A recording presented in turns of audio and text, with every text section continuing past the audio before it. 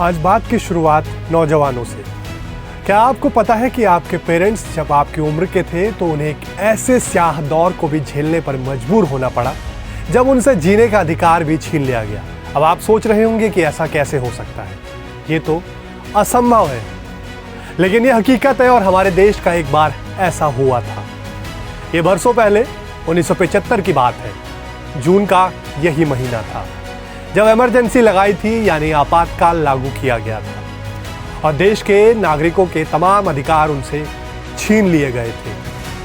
आज के Thursday thriller में बात करते हैं इमरजेंसी के उसी काले दौर की। इमरजेंसी, जब सत्ता पर पकड़ बनाने के लिए संविधान को दरकिनार कर दिया गया।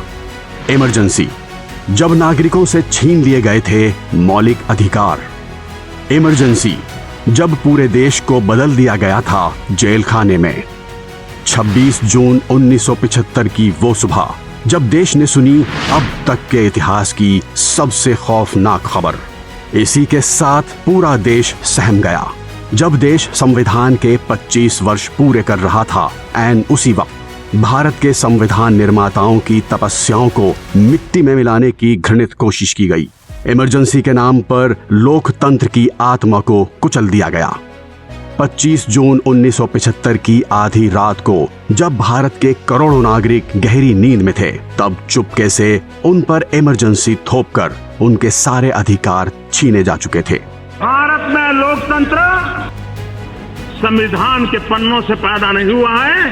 भारत में लोकतंत्र सदियों से हमारी आत्मा, इस आत्मा को कुचल दिया गया था। देश के मीडिया को दबोच दिया गया था। देश के महापुरुषों को जेल के सलाखों के पीछे बंद कर दिया गया था। पूरे हिंदुस्तान को जेल खाना बना दिया गया था और सिर्फ किसी की सत्ता चली न जाए इसलिए। इमरजेंसी सिर्फ और सिर्फ सत्ता के लोभ की खातिर तानाशाही मानसिकता के साथ देश पर थोपा गया तानाशाही शासन था। भारत इस बात को कभी नहीं भूलेगा कि इमरजेंसी के नाम पर संविधान को पूरी तरह नकारते हुए न्यायपालिका का घोर अनादर किया गया। पूरे देश में कड़ी सेंसरशिप लागू थी। हर जुबान पर ताले जड़ दिए गए थे। प्रेस की आजादी कुचली जा चुकी थी। हर किसी को लगता था कि आज शाम को पुलिस आएगी, पकड़ ले जाएगी। देश की अदालतें, हर संवैधानिक संस्था, प्रेस, सब पर कड़ी सेंसरशिप लागू थी।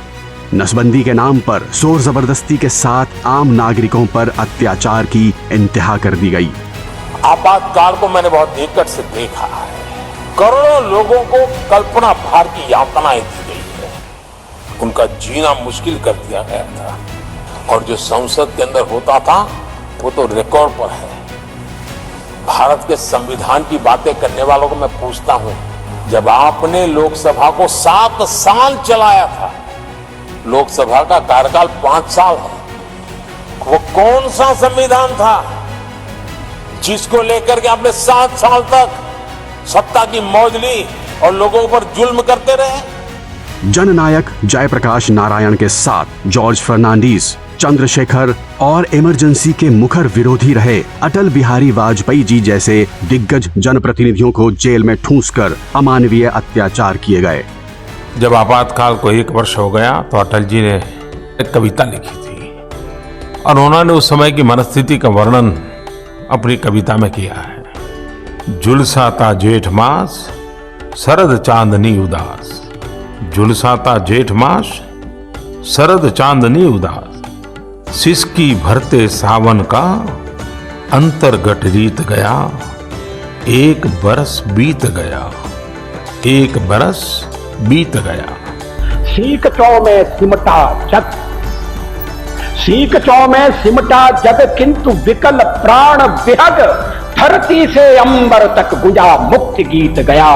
1 बरस बीत गया, 1 बरस। पथ निहारते नयन, लौट कभी आएगा मन का जो बीत गया।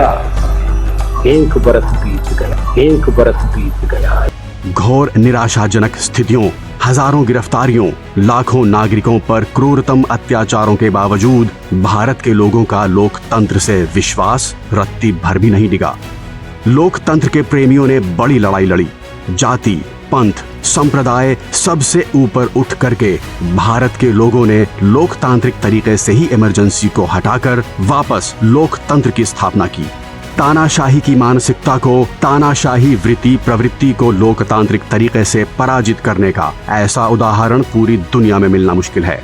इमरजेंसी के दौरान देशवासियों के संघर्ष का, गवाह रहने का, साझेदार रहने का सौभाग्य मुझे भी मिला था, लोकतंत्र के एक सैनिक के रूप में।